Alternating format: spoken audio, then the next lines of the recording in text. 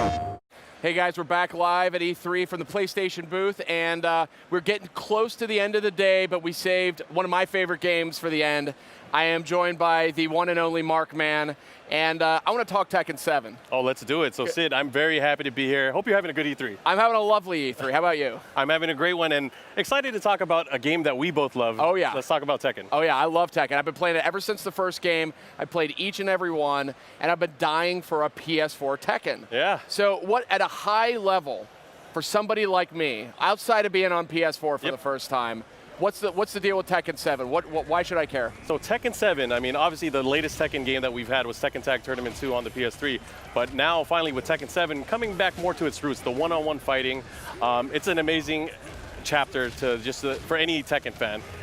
You have a lot of stuff going on. You guys probably saw the trailers. Akuma from the Street Fighter series is actually in the game. Lots of love to our friends over at Capcom. But not just that, it really is the culmination, and we've been touting it as the end of the Mishima saga, the climax of the story, and you're going to be able to experience that. So just recently we announced that the game is going to be coming out early 2017, and there's a lot of stuff that's going to build up to that. So I'm really excited. We have, I believe, the story mode, the seamless gameplay and integration between the cutscenes that you're going to see right into the gameplay, and that's something I think that fans should really look forward to. This is the first time we've really done that in the series, and I just think it's exciting. I mean, I love the Tekken lore, I love the gameplay, and it's something that fans are they're going to go nuts over. That's great, and I think we're seeing a little bit of live gameplay here, or if not, we will shortly. One of the things that's interesting about this game is it's really taken a couple bold steps in the core mechanics side. So walk me through what those highlights are. Yeah, so there's a lot of new systems that we have in place. So one of them is the Rage Art system. So if you're familiar with fighting games, you know in other games there's like super moves and stuff like that. So in Tekken now there's the inclusion of Rage Attacks, or Rage Arts I should say, and it's a nice comeback mechanic. Once you get into towards a lower life bar setting, you're able to pull out this really devastating move that could really turn the tide of the battle. Not just that, we have the inclusion of the Rage Drive, which is another way to use that special meter towards the end of the round to really have a comeback in your favor, whether it's through a combo or just a key move that you need to pull off at the right time. It's something really cool. And also new is the Power Crush. It really adds to the rock, paper, scissors type of gameplay, the mindset. So Power Crush is what they do is they absorb attacks. Not only do they absorb the attack, they give you an opportunity to do a counter attack back at your opponent and really turn the tides in the battle. So I think knowing Tekken very well, yes. and being pretty good at it, if I can say so myself. Not as good as you, nowhere near as good as you, but we'll find out. We'll find out one day. Very, very competent. I feel it's like the one fighting game I feel like I could kind of brag about. Yeah. I'm a Dragunov fan. We were talking about that downstairs, but I would get the sense that some of these adaptations, some of these new mechanics and systems are designed to kind of provide a little bit of balance against kind of being completely annihilated by the other opponent, which is a legitimate concern, I think, for some players, right? Yeah, I think, for a lot of fans out there, especially on the competitive side, it was such an overwhelming task to kind of learn the game just because, I mean, if you look at the Tekken move list, there's like hundreds of moves for some of these characters, but what we really want to let people know is like the core gameplay is there. So if you were a fan of, like, let's say Tekken 3, which was a while back, great game, one of the best-selling fighting games of all time, if you were familiar with Tekken 3, you could come in here and play like you did in Tekken 3, learn a few moves, and you're going to be able to dominate. You're going to be able to do well.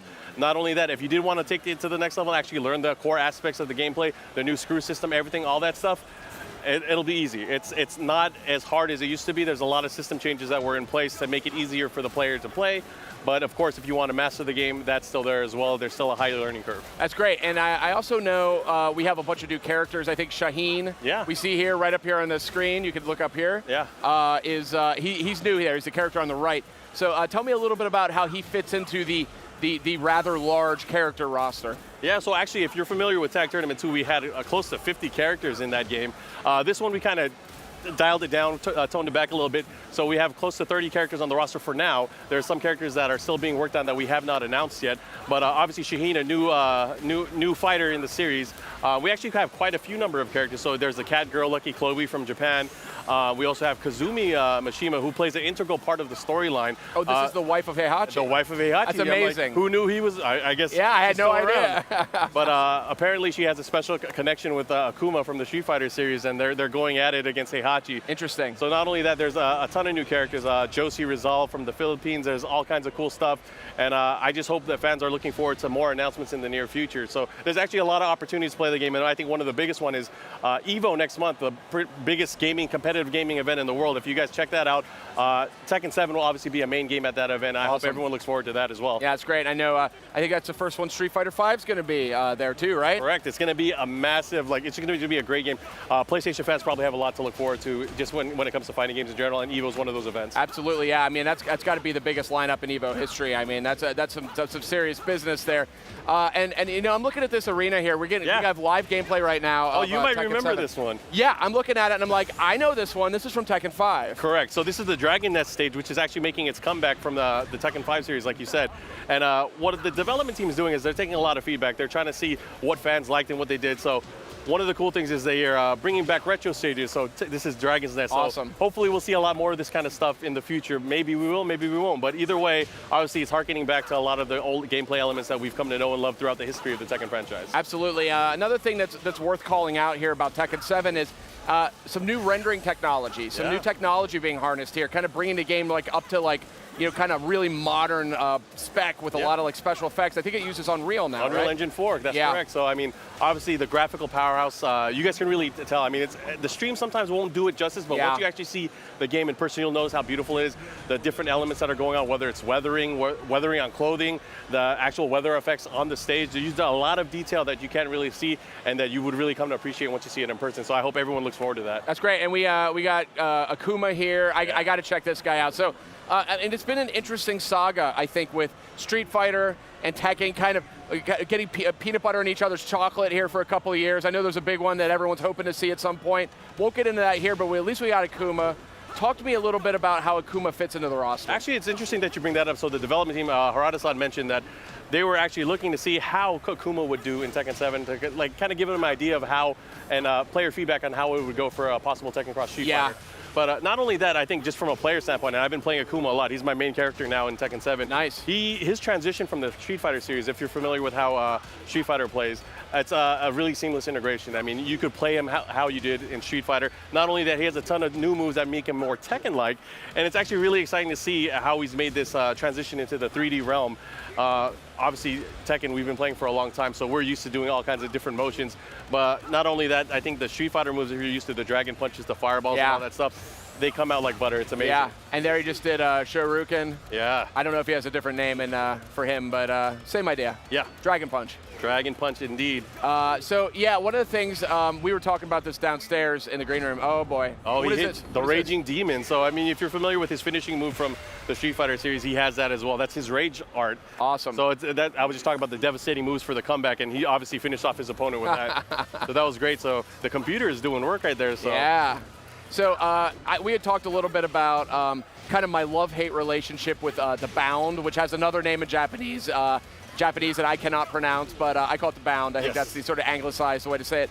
And now there's that's kind of gone away in favor of kind of this screw attack you were talking about. So tell me a little bit about how that fits in. So Bound was first introduced in Tekken 6, and it was a gameplay change that was very drastic at the time. It caused for longer combos, and a lot of people, especially the hardcore fans, were like, oh man, these combos take too long. I'm in the air for so long. I'm at the wall. I'm stuck. What do I do? So the screw attack system is really kind of a balance. You got to think about, do I want to do wall carry? Do I want to do damage, or do I want to do something flashy? It really gives you more options and more freedom as far as doing cool combos. I get it. So it's something that's in the game, but you don't necessarily have to use it to be able to compete at the highest levels. That's good to know. So looks like we just chose, what's Heihachi's wife's name again? Kazumi. Kazumi. It looks like that's who we're going with here. I really am actually very interested in seeing this because, I just can't get over the fact that Heihachi's married. Yeah. Well, Kazuya had to come from somewhere, I guess. I guess so, But right? I guess we're not talking about parenting here, but I think Kazumi, obviously a great addition to the roster. I've been able to play her for a bit. You'll notice she has spiritual tigers that fight with her, and that's I guess that's probably why she has Heihachi on his gi, he has a tiger on his back. Okay, so it makes a lot of sense. Okay, so I have seen her in a couple streams. I mean, the game's been out in Japan for a bit now, so I've been kind of taking a peek wherever I can, but I'm really I need this game on my PS4 now. Well, you won't have that much long to wait. So early 2017, I guess we'll get each other's PSN IDs and we'll be able to play. Yeah, and then you can crush me. You can absolutely annihilate me. We'll learn the game together. That's the thing.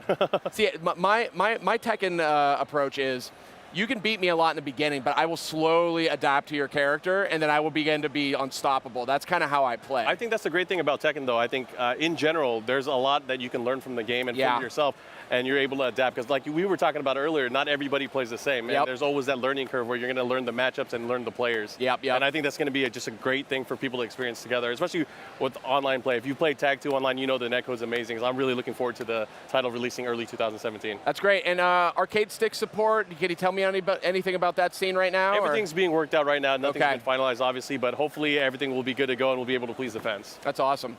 So yeah, and again, you know, character customization's been a big part of the game now for a while. Brian Fury, another favorite of mine. I got a lot of favorites, man. Brian Fury's been a favorite of mine for a while now, and I like this bandana look, this skull bandana. Yeah, man, he has a new look going on. There's that tiger. When I first saw it, I was like, whoa, that's really bad. That's amazing looking. I mean, we were talking about the tiger, but Kazumi, I mean, I guess that's the real tiger uppercut, I guess. You know, I mean, how old is Heihachi at this point? I mean, he's got to be on 95 or something. You know, I don't know the exact age, but he's up there. Yeah, he's getting up there. His wife looks pretty good, though. Yeah, I know. I mean, that's great. Yeah, so and then that's another reason. I mean, when they talk about concluding the Mishima saga and the storyline for the series, I really want to see how this all comes together because it's kind of crazy if you just look at it from an outsider perspective. Yeah, it's great, and I mean, what more can I say? I mean, I've been a lucky guy here this last couple days. I've got to have all my favorite games up here. I got to talk to all the folks behind them. So, Mark, man, I love that you could stop by. Really appreciate it. We're all looking forward to EVO. We're very happy to be here, and I hope everyone's looking forward to more Tekken stuff in the near future. Oh, yeah, I sure am. PlayStation